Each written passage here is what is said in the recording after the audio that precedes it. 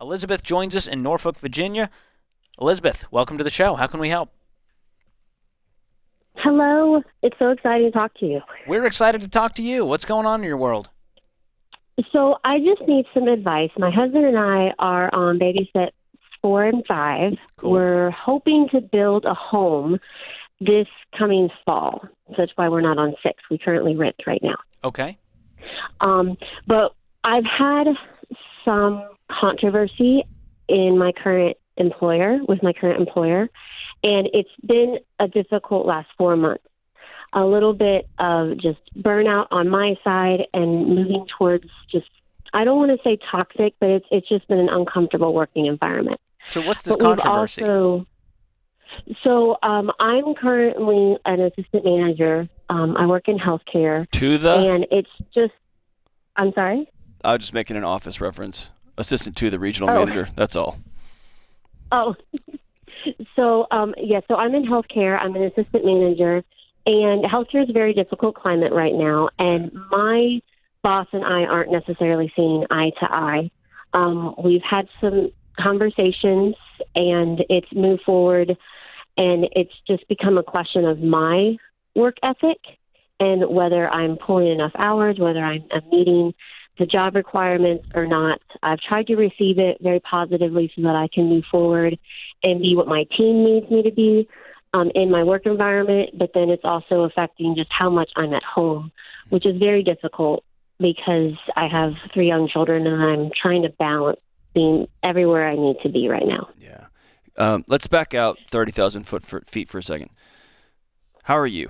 You mentioned burnout. You mentioned you got 3 little ones. You mentioned being in a bunch of different places. How are you in this season?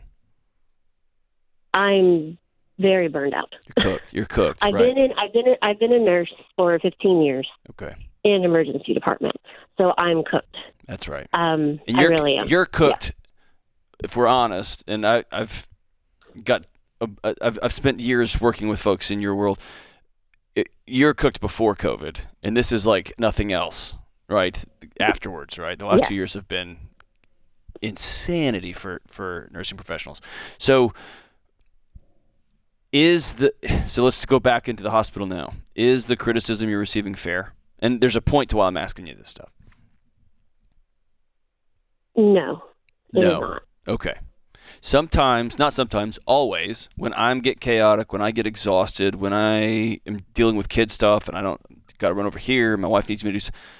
And then it just happens to be the day that one of the folks that I work with here says, you know what, you need to really step it up. They're often right. And as frustrating or as angry as that makes me when they say something, when James is like, hey, Delon, you got to be on time, man. He's right. You know what I mean? But you're saying your boss is not right. And in fact, your boss is contributing to this feeling, not calling out things that are going to help things. Correct. Okay. So do you still want to be a nurse? Some days, not every day. Yeah. Is that new or is that long standing? That's long standing. Okay. So back to your original question, how close are you till the end here? Well, we're hoping to build in the fall. So our income is a huge driver to this question because we've made more than we've ever made before. Our income is about $175,000 a year. So we're really saving a lot because we have this end goal of finally building the home that we want, which would require us moving and new jobs, new schools, everything. But Elizabeth, if you build this house and it requires you to die every day to do it, will it be worth it? I hope so. I'm telling you right now, it will not be. Okay. One of the hardest things about reaching goals is that we go with us. Wherever you end up, you will be there. And if you are fried and cooked and exhausted, then you're going to be fried and cooked and exhausted in a brand new fancy house with new schools. You're just going to be more stressed because you had to move and change schools with 3 little ones. Yes. I would much rather you square your heart and your mind and your professional life up and make it more in line with the reality that 3 kids is thrown into your life, whatever your husband and your relationship looks like. I'd much rather you line those things up and then say, what do I want to do? What do we want to do and then say, how do we fit our dream goals, which is building a house, buying a boat, whatever, moving to Paris, whatever that is, can we do that in reality? Do you hear like, just listen back to what you've told us. You're basically sacrificing yourself for this other dream over here. Yeah. Have you looked at other jobs? Do you know that this is the only place that you can work that'll pay you this much? No, I haven't. I think that's a good I've first been scared step. to. Because I think in your head Yeah. you're going, well, if I go to another job, I'm not going to make as much. Why are you scared to? Because I've done this for so long. I know what I'm doing. Yeah. The devil you know. If I step out of my comfort zone, I have to learn something else. Yeah. But you're capable of that. You're amazing. You can absolutely learn something new. You can start somewhere fresh. You're going to move somewhere fresh anyways, right? You just told us that. That's true. So I would start looking. And if it's in the new area that you guys want to live, that's not a bad thing either. And you can rent for a little while, maybe a 6-month lease until you can build this dream home. But there's really nothing driving the urgency of this home other than we want to, right? But there's something Yes. driving the urgency of the other side of this equation, which is you cannot keep going like you're going. It's exhausting. It is. Would you take a $10,000 pay cut per year if it meant you weren't in a toxic environment and it slowed down this home process by a month or two? Would you do it? Yes. I think we have our answer. I think you got to do some research and not be afraid of the unknown because you're about to step into it anyways. If you're going to move to a new town with new jobs and new house and all of that stuff. So you can do hard things, Elizabeth.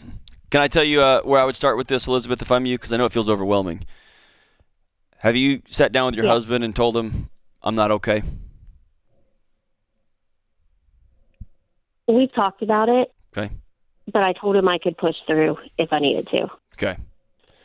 I would love to see you and take him to dinner and you all sit down and have a honest conversation. Because I think you've hinted at it, hoping he would pick up on it and pull the plug on this deal.